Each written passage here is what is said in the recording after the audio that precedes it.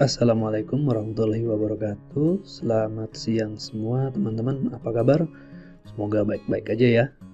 Di tengah pandemi yang sudah semakin menurun nih jumlah positifnya, mudah-mudahan kita semua selalu dilindungi oleh Allah. Amin. Nah, di kesempatan kali ini saya ingin membahas mengenai simulasi cicil emas dari Bank Syariah Indonesia. Kebetulan saya baru dapat kiriman flyer nih dari Mbak Yeni Susanti dari BSI cabang Jakarta Cikini 1. Nah, saya pengen bahas ini sebentar sama teman-teman. Mungkin ya kita lihat lah ya, kita cicilannya jadi berapa sih, dan kira-kira untuk perencanaan keuangan atau kebutuhan teman-teman pembelian emas ini gimana nih dengan metode cicilan ya. Saya kebetulan udah buat Excel ya. Oke, kita lihat yuk. Nah, ini Excelnya adalah berbasis data tanggal 25 Oktober ya. Harga belinya ini yang di kolom B ya, untuk gramasi 250, 200, 150, 150, 25 sama 10 sesuai dengan apa yang disampaikan oleh Mbak Yeni di flyernya ya. Oke, di tanggal 25 Oktober harga belinya sekian nih. Untuk yang 250 ya, kita lihat yang 250 gram dulu deh. Harga beli 218 juta, uang mukanya 68 juta, maka pembiayaannya adalah 150 juta rupiah. Nah, kemudian ada administrasi nih. Di administrasi ini kalau nggak salah tadi 1% dari pokok pembiayaan, tapi kata Mbak ini sedang diskon nih. Mudah-mudahan diskonnya masih ada ya teman-teman, kalau mau menghubungi silakan. Nah, ini untuk tenornya masing-masing 12 bulan, 24 bulan, 36 bulan, 48 dan 60. Ini cicilan per bulannya. Ya. Nah, kita coba main di kolom K ini ya. Nah, ini dia. Total cicilan. Jadi kalau dengan harga beli awalnya adalah 218 juta dan dengan uang muka 68.900.000, pembiayaan 150 juta, cicilan per bulan ini, maka selama 12 bulan kali 13 juta kita sebenarnya membayar sebanyak 157 juta rupiah. Nah, ini rumusnya ya. Nah, kalau kita gabungkan dengan uang muka yang sudah kita bayarkan plus administrasi, maka cash out kita sebenarnya adalah 227 juta teman-teman ya. 68 tambah administrasi dan kemudian tambah total cicilan, cash out kita sebenarnya adalah 227 juta rupiah. Nah, selisihnya dengan harga beli sebenarnya berapa nih? 8.600.000 rupiah, atau selisih sekitar 3,9%. Kalau yang 24 bulan selisihnya sekitar 7,3 dan seterusnya ya, 3,9, 7,3, 10, 14 lalu 18%. Makin lama temponya ya, tenornya, maka selisihnya semakin besar ya. Sama ya untuk yang 200 gram pun demikian, 4,6, 8, 12, 16, 21. Kalau yang 10 gram gimana teman-teman ya? Pertama selisihnya setahun hanya 423.000 ya, 4,8%. Kalau yang 60 bulan 21,4% ya. Ini selisihnya teman-teman ya. Sekitar inilah kurang lebih yang perbedaan antara kalau kita beli cash tunai ya dengan kalau kita cicil ya. Total ini dari total cash out ya.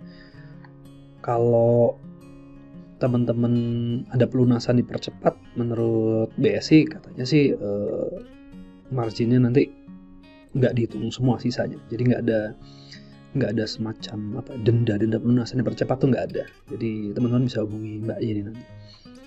Nah, kalau ini udah ya, tadi kita udah tahu nih kalau beli cicil dengan cash tentu ya harganya lebih mahal yang kalau cicil ya, selisihnya ini. Nah, kalau kita lihat buybacknya gimana nih?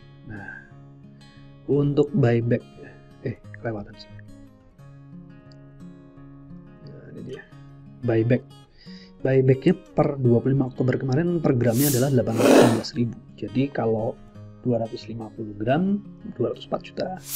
Kalau 200 gram 163, lalu seterusnya sampai 10 gram 8.160. Nah, selisih dengan buyback berapa nih? Ini selisihnya kalau kita harga beli cash ya. Kalau beli cash 218 juta, selisihnya dengan 204 juta adalah 14.955 atau sekitar 7,3%. Ya, kalau yang 10 gram 8,14% ya.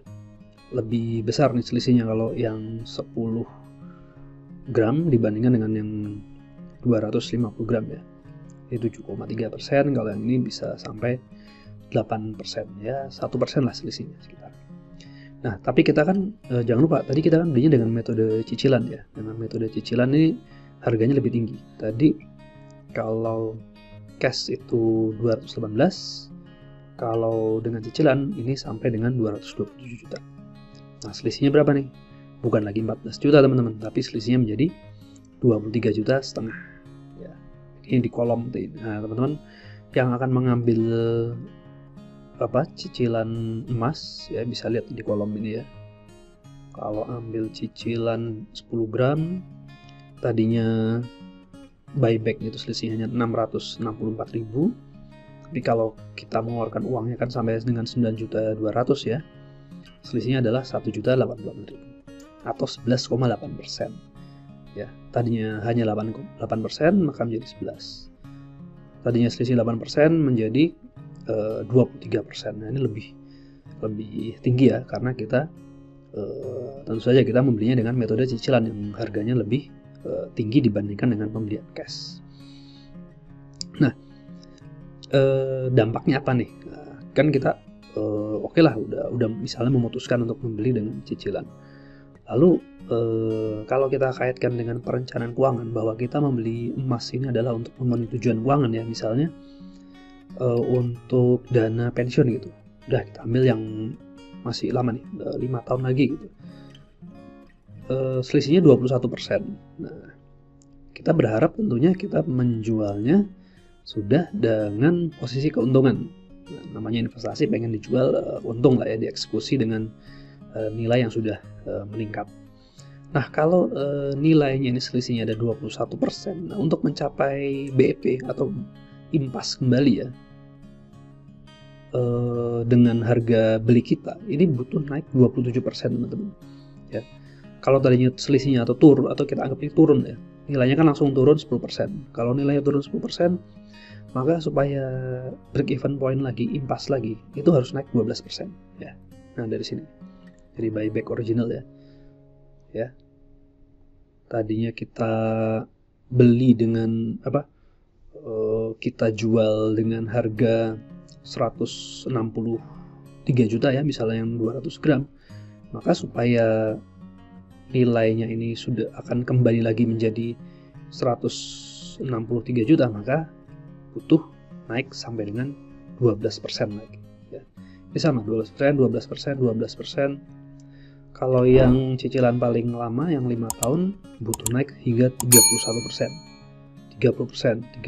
Jadi teman-teman harus, ibarat kata harus menunggu sampai emas itu naik 30% lagi, baru ini sebanding dengan apa yang sudah kita keluarkan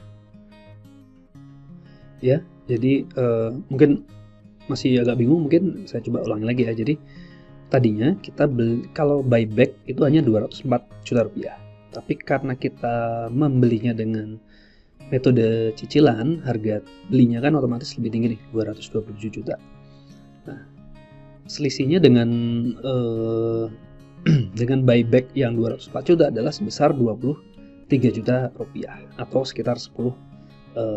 Nah, kalau teman-teman nanti akan menjual supaya nanti harganya sudah impas dengan 227 juta, maka ini harus nunggu emasnya naik 12% ya, supaya apa yang sudah kita keluarkan uangnya sebesar ini di kolom L ini sudah kembali emasnya seharga ini lagi. Jadi harus nunggu naik 12%. Nah, kapan? Kalau tadi kita ngomong untuk dana pensiun masih 5 tahun lagi misalnya ya. Ini pada tahun keberapa sih kita akan menikmati impasnya harga emas tersebut? Nah, kalau dengan asumsi kenaikan emas 9%, ini baru imbas di tahun ketiga. Ya. Kalau 10% naiknya emas, sama di tahun ketiga juga, cuman nilainya lebih tinggi nih ya. Tadinya 264, tapi di tahun ketiga sudah menjadi 271 juta. Kita coba mungkin lihat mana yang lebih cepat ini perhitungannya. Tadi ini di misalnya 9% ya. Nah ini untuk yang 150 gram